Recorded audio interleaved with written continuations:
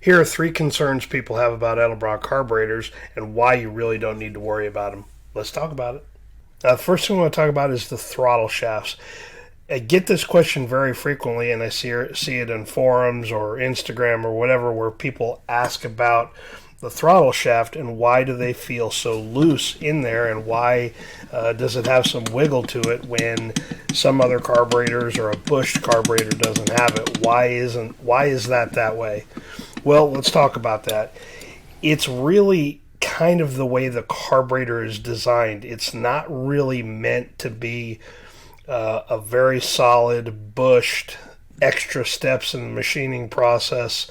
We'll look at the VRS carburetor here right here, and we can see that the throttle shafts are much larger diameter, but that brass bushing in there is designed to keep and seal the air and fuel going through there. And if you're on a boosted application, like on a blow-through application, you'll need that to seal that up. But on a street carburetor, these carburetors were never designed that way, whether it was an old Carter carburetor or the Edelbrock carburetor from the late 80s on up. They're just not designed that way, and folks get a little confused with that. Well, it's got a lot of jiggle to it. It must mean the carburetor's junk. I bought a brand new carburetor. It's got some wiggle in it. I'm really concerned about it. You don't need to be. They're all going to have a little bit of that wiggle from the factory. It's just the way it is. You don't need to worry about it. Now, if you're spraying carburetor cleaner in there and you see a little bit of a surge in RPM, that's normal. It's natural. It's going to happen.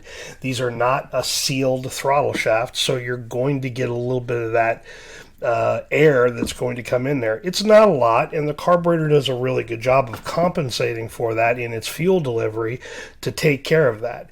Now, if it gets really extreme, then yes, you can be a little concerned with it, and yeah, there is going to be a spot or a time where you need to replace it.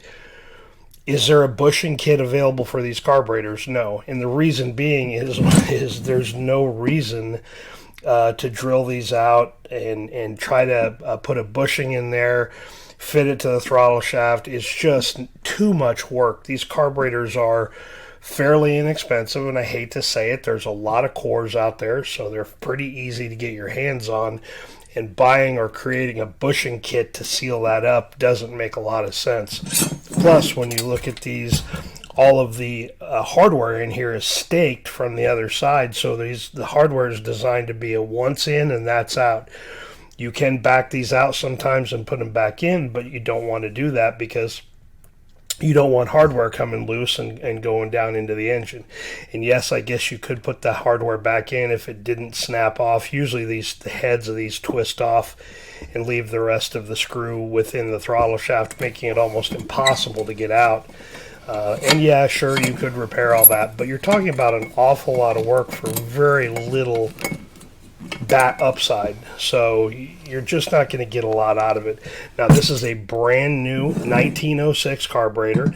It is literally one I just picked up the other day, and it has just a little bit of wiggle to it.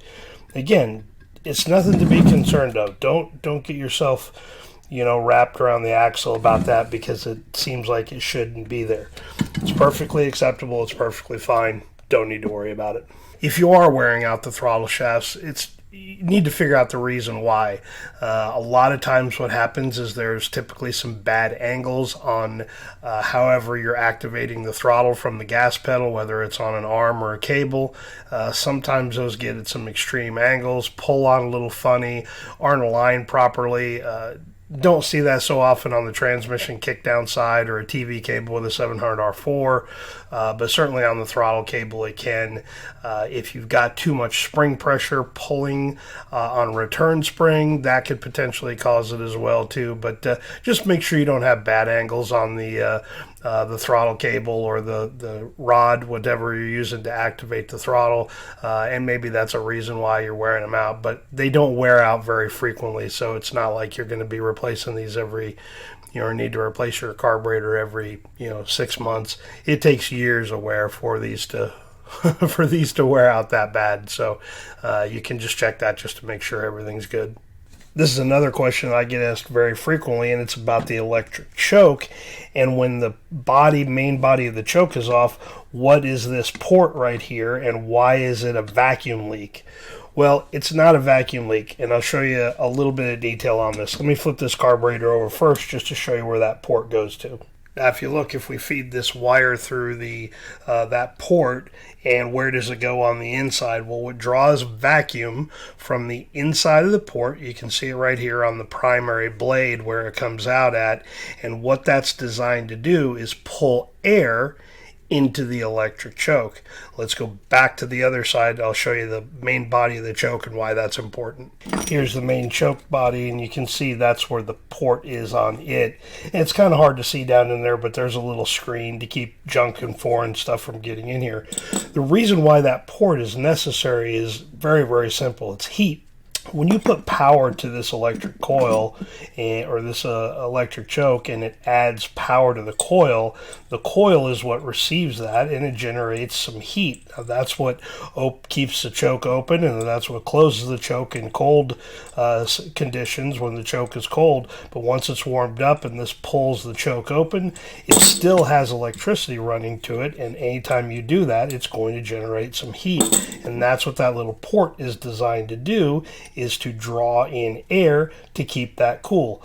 Now, it doesn't cool it down so much, obviously, because you've got a fairly warm temperature going into the carburetor and into the engine. You're not trying to keep this nice and frosty like a cold drink. You're just trying to keep a little bit of the temperature out of it to keep from melting the choke housing and all that.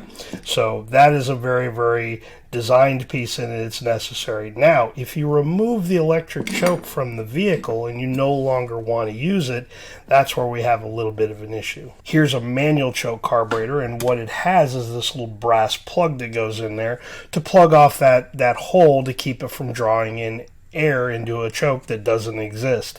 So yes, could it be a vacuum leak if you remove the electric choke off your carburetor and not plug that hole up? Yes, absolutely. I don't know what you could do.